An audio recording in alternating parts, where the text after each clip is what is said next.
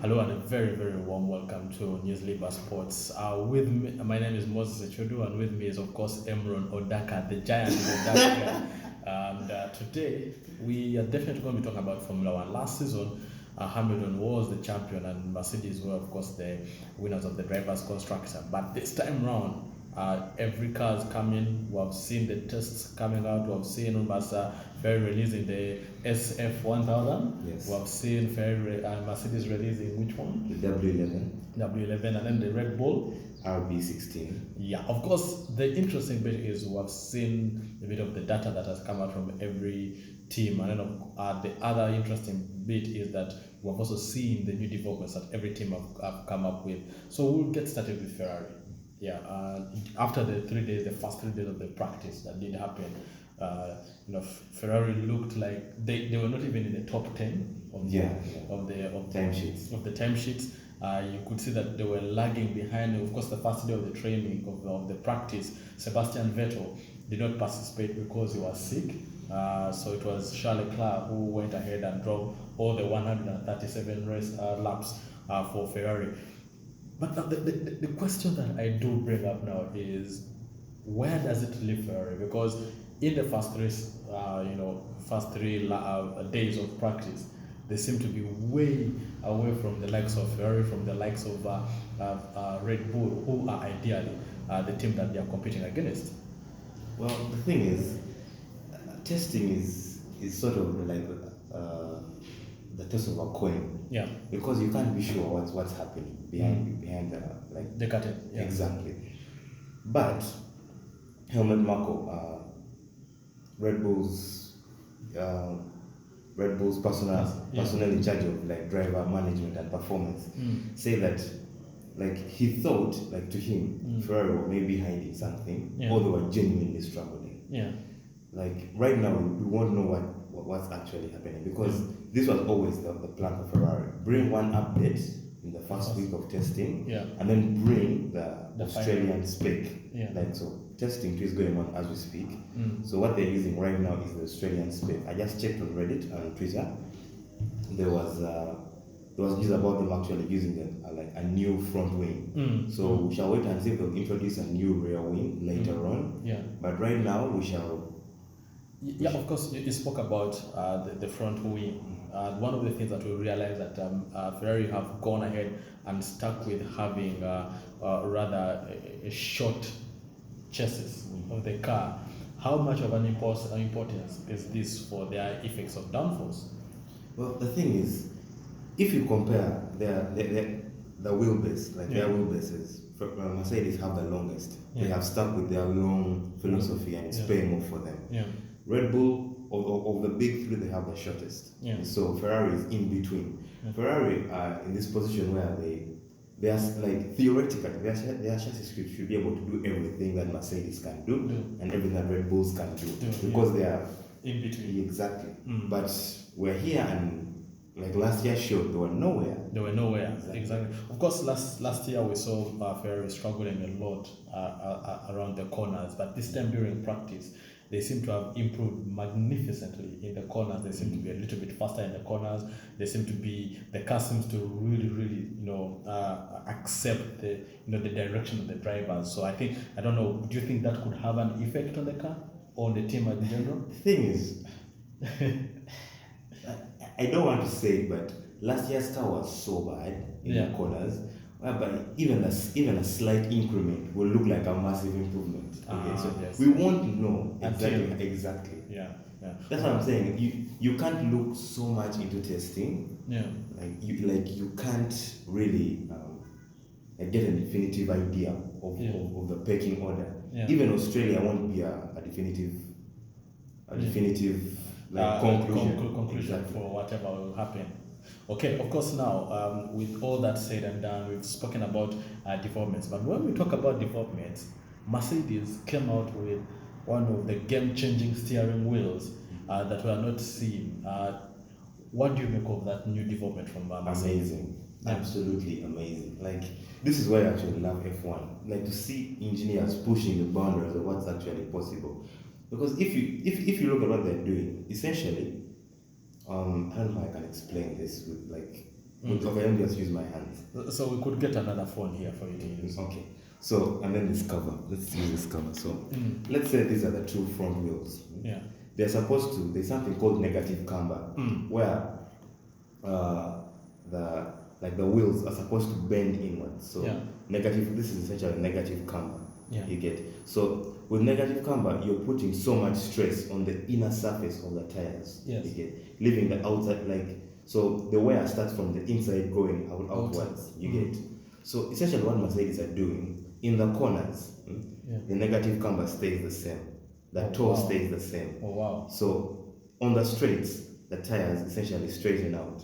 So what they're doing is reducing the toe on the wake. Because if the tires are like this, shaped like this, wind direction will always come, slap them in a not so efficient way, so to speak, you know. But when you straighten them in the corners, essentially you're streamlining it with the direction of the wind. Let's say it's a headwind. Yes. So it means the wind is just passing over the tires. Yeah. So you mitigate the wake of the tires, thereby affecting the aerodynamics less, as opposed to when it's actually like this. Yeah. You get. So what they're doing is quite amazing, and it's not as easy to copy because Mercedes have actually been working on this for the last 5 years. Okay. So it's not easy. It's not a one night concept that exactly. Just they have actually been working on it. Of course, we also noticed that we got reports that the steering wheel will be banned in 2021. So how that will be interesting to see. But all we know is that this season they will be able to utilize the steering wheel that they developed over the last 5 years. But of course, the other thing that we saw is that Mercedes are very fast. They have still maintained the speed. Lewis Hamilton and Valtteri Bottas coming out with incredible lap speeds that they said they are during the practice sessions. Now, the other team that we have to look at is the team that has consistently pushed Ferrari and Mercedes to the very edge, and that is Red Bull. Under Max Verstappen, they seem to have found a driver that they are comfortable with. But interestingly, the driver that I put right behind Max Verstappen, Alex Albon, for me has also been so incredible. You look at how he finished last season, and then you see how they have started off this season. You get the feeling that this team could actually be the team that could either push Mercedes all the way to the very last day, or it could be the team that could actually now come along and change a couple of things in Formula One. You see, the reason why Red Bull are this competitive, it's because at the end of, if you look at it through Formula One, all the different regs, towards the end of a particular regulation change, there's always a convergence. Yes. Be it in engine performance, be it in aerodynamic performance, there is always a convergence. The top teams converges, midfield converges, there's a convergence everywhere. You get. So the fact that Red Bull are competitive should not come as a surprise, and the fact that actually Honda have actually figured out their engine should not come as a surprise to anyone at all. Yeah. Because it was always bound to happen.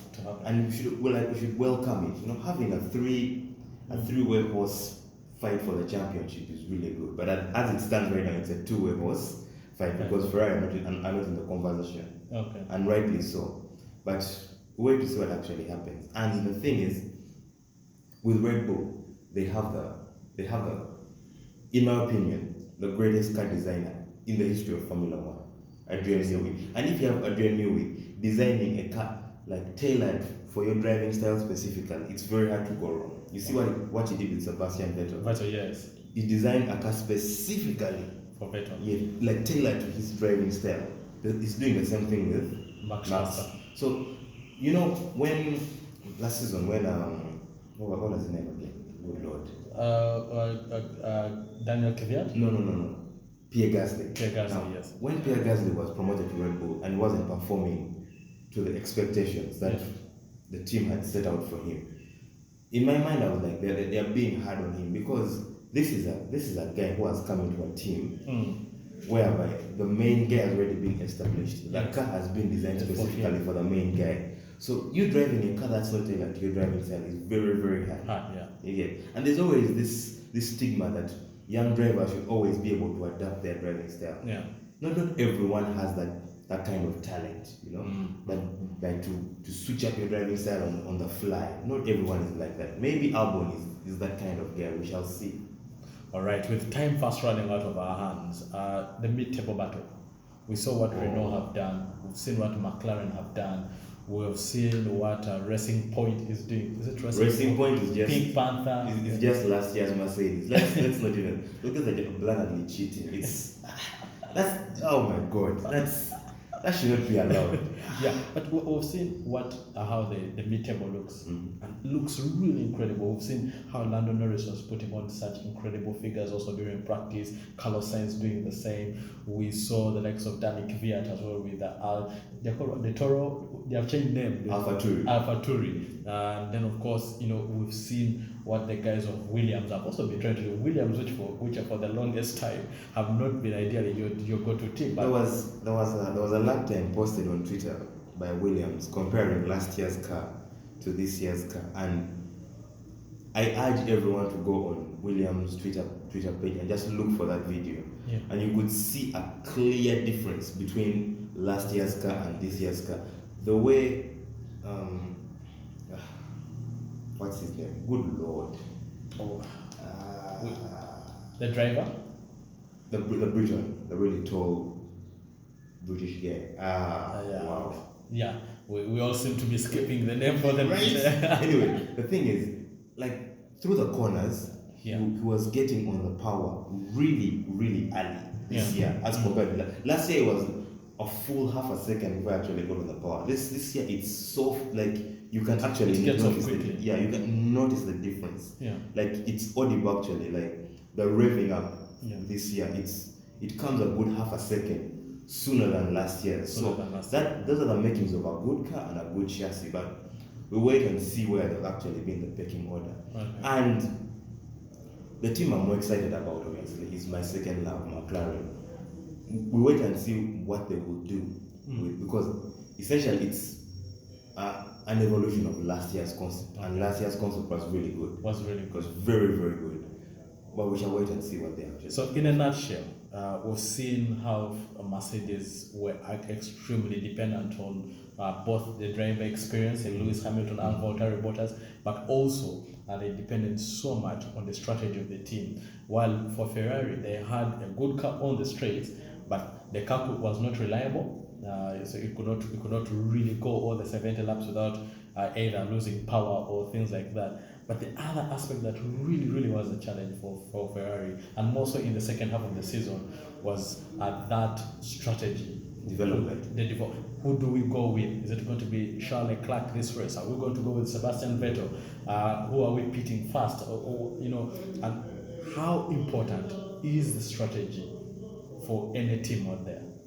You see, the thing is, last year Ferrari found themselves in a position where Sebastian Vettel wasn't feeling the car as much as would have liked. Yeah. So they were caught between a rock and a hard place.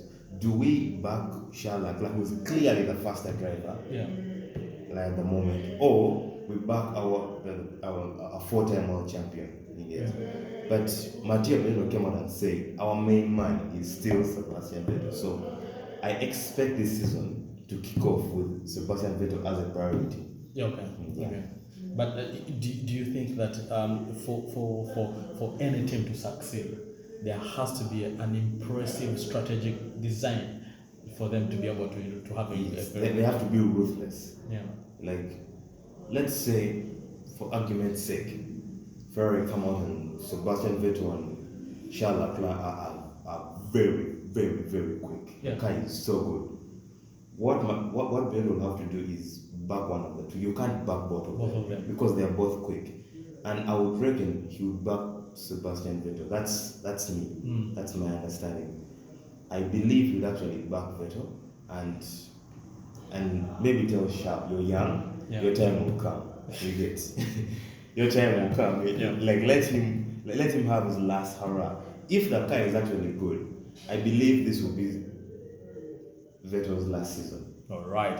Of course, now the big question is going to be after the practice that will be in Australia, after the first race that will also be in Australia. Of course, we've already seen instances where some races are being cancelled. We've seen the Chinese Grand Prix being postponed due to the coronavirus. We're also getting the reports that the Australian Open could be under risk of being postponed as well if the spread of the coronavirus in Europe continues at the speed at which it's spreading. So we'll wait and see, and we'll definitely be trying to keep you updated on all these factors that will be coming in. But the big question is that we're asking you today is, who is it going to be next this season? Is it going to be Lewis Hamilton? Will it be Charles Leclerc? Will it be Max Verstappen, who definitely is the most aggressive driver on the grid? Or is it going to be Carlos Sainz, one of the most quiet guys? Or will it be the noisemaker? That is, of course, Lando Norris, who could be able to come up and give us a surprise. Of course, we saw the likes of Danik Viat last time making podium because of the different effects, that's rain and all that stuff, and all the crashing. So we'll wait and see. But give us feedback, and don't forget to subscribe to our channel on Newsleader. And of course, my name is Moses Echodu, and I've been with the ever green and ever tall guy, Emmron Emmanuel. So till next time, peace and love.